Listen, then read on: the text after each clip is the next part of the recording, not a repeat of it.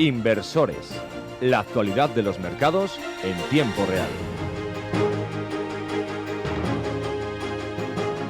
Saludos cordiales, bienvenidos a Inversores, su programa de información financiera semanal. Comenzamos, como es habitual, con algunos de los datos macroeconómicos de esta última semana para destacarles que el IPC en China ha subido un 0,5%, en Alemania el IPC sube hasta el 2,3%, en la OCDE ha caído el IPC hasta el 5,6%. Hemos visto los datos estadísticos, nos dicen que el absentismo laboral en España ha subido y aumentado un 6,7%, la producción industrial en nuestro país ha caído un 6,5%, el comercio exterior chino crece un 6,5% y el desempleo semanal ha caído en Estados Unidos, lo que es una buena noticia para la economía estadounidense. Vamos a revisar ahora los mercados financieros y vamos a comenzar por las bolsas, para decirles que Frankfurt ha subido en la semana un 0,34%, París ha subido un 0,25%, Londres se ha dejado un 0,08%, el IBEX 35 en Madrid se deja un 0,32% hasta los 10.632 puntos, el Standard & Poor's 500 en Nueva York se ha dejado un 0,44%, el índice Nikkei en Japón se deja en la semana un 2,33%.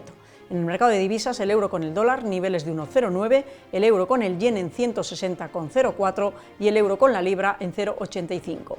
Mercado secundario de bonos a 10 años, Alemania en el 2,23%, España en el 3,08%, Estados Unidos en el 3,94%. El petróleo en $79,70 el barril, sube en la semana un 3,43% y el oro en $2.468,30 la onza, se deja en la semana un 0,47%. Con esto nada más, cerramos la parte inicial y nos vamos con actualidad. La actualidad de la semana.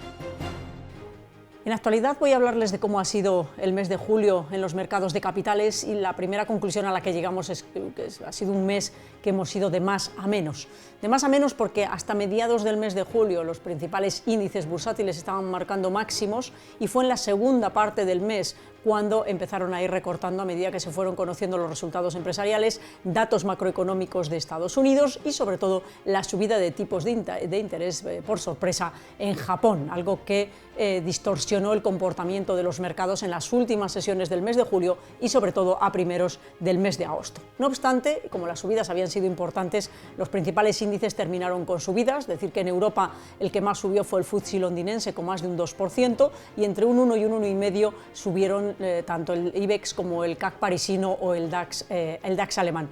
En Estados Unidos tenemos que destacar que el Dow Jones Industriales, que era el que se había quedado rezagado, es el que más subió durante el mes de julio, más de un 4,44% exactamente, mientras que el Nasdaq y el Standard & Poor's 500 recortaron porque el sector tecnológico fue de los que más estuvieron recortando los valores tecnológicos durante el mes de julio. Y si nos vamos a Asia, tenemos que decir que de nuevo India es el que ha tenido un mejor comportamiento, subiendo más de un 3% durante el mes, mientras que tanto Japón como India estuvieron recortando, como China, estuvieron recortando en torno a un 1%.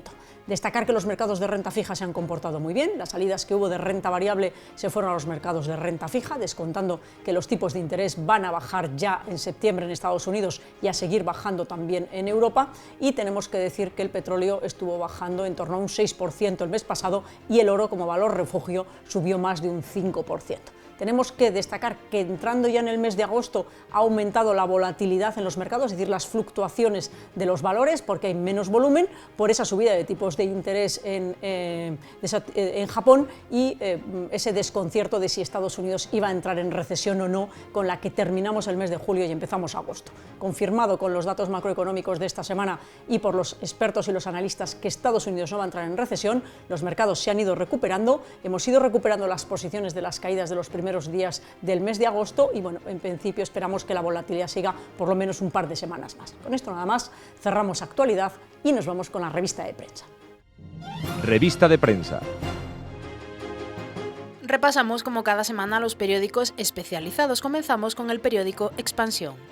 La economía europea se ralentiza y roza el estancamiento por el frenado industrial. Los servicios se ven arrastrados por la contracción del sector manufacturero y los márgenes de beneficios se hunden ante la debilidad de la demanda. Periódico 5 días. 4 de cada 10 empleos creados en la mitad del año los cubrieron extranjeros. El número de trabajadores foráneos crece un 8,6% en el año, frente al 1,8% de españoles. Diario de León. El proyecto de hidrógeno verde de la Ciuden en Cubillo recibe 3,1 millones de euros. El Miteco respalda el programa de I+D+I para obtener combustible limpio a partir de biomasa. Periódico El Mundo. La contratación en la hostelería cae a la mitad en 5 años. Castilla y León anota 31.703 empleos antes del verano. Camareros y cocineros copan los trabajos en Ávila, León, Salamanca y Soria. El valor de la semana. En el valor de la semana, en esta ocasión hemos seleccionado un índice, que es el índice Nikkei japonés, y para hablar de este valor, que en este caso de este índice, tenemos a Jorge en el programa. Jorge, bienvenido. Muchas gracias. ¿Por qué el índice japonés en el valor de la semana? Hemos escogido el índice japonés porque ha vivido una de las semanas más volátiles de toda su historia. Comenzó la semana el día 5 con una caída del 12,4%, segunda mayor caída en toda su historia.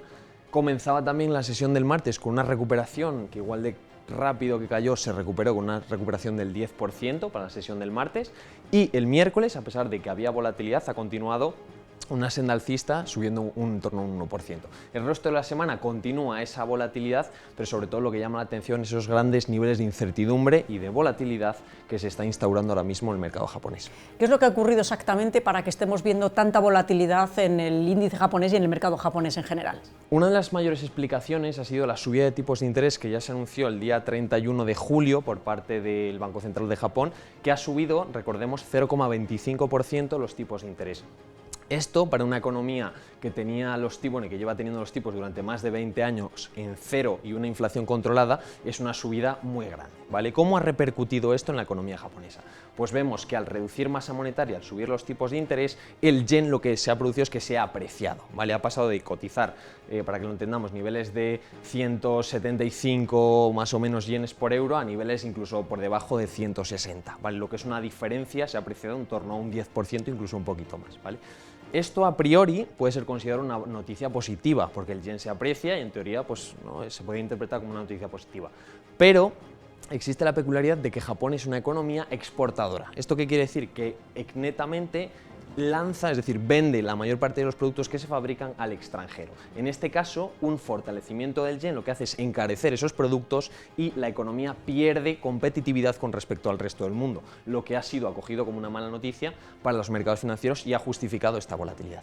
¿Por qué esta subida de tipos en Japón está impactando en los mercados financieros de otros países? Esto ha impactado en otros mercados ya que se ha deshecho lo que se conoce como carry trade. ¿Qué es carry trade? Pues básicamente que los inversores estaban aprovechando los tipos cero negativos de la economía japonesa para tomar prestado dinero en los bancos japoneses e invertirlo en otras cosas que les dieran pues más retorno, como ha sido renta variable o incluso renta fija. ¿Qué es lo que ha ocurrido? Que con esta subida de tipos de interés los costes de financiación obviamente han aumentado, muchos inversores se han visto obligados a vender las posiciones que tenían en otros mercados y eso ha hecho también que estos mercados, tanto europeos como americanos, caigan. La parte positiva de todo esto es que el 75% del carry trade ya está deshecho, por lo tanto en ese sentido, tranquilidad.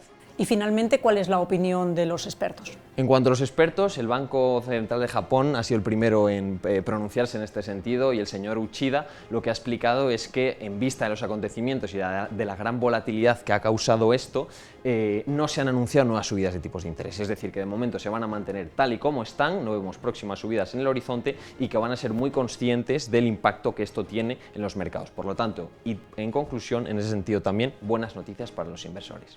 Muy bien, Jorge, muchas gracias por tu aportación al programa. Vamos ya a la recta final con la agenda para la semana próxima. En donde destacamos el lunes IPC en India, el martes IPC en España y confianza inversora en Alemania y zona euro. El miércoles Producto Interior Bruto en zona euro, IPC en Estados Unidos. El jueves ventas minoristas en Estados Unidos. Y por último el viernes confianza de la Universidad de Michigan. Con esto no nos queda más que despedir el programa agradeciéndoles la atención que nos prestan y recordándoles que pueden seguirnos cada día en nuestro portal digital de información financiera www.elinversorinquieto.es. Gracias por su atención y hasta la semana próxima.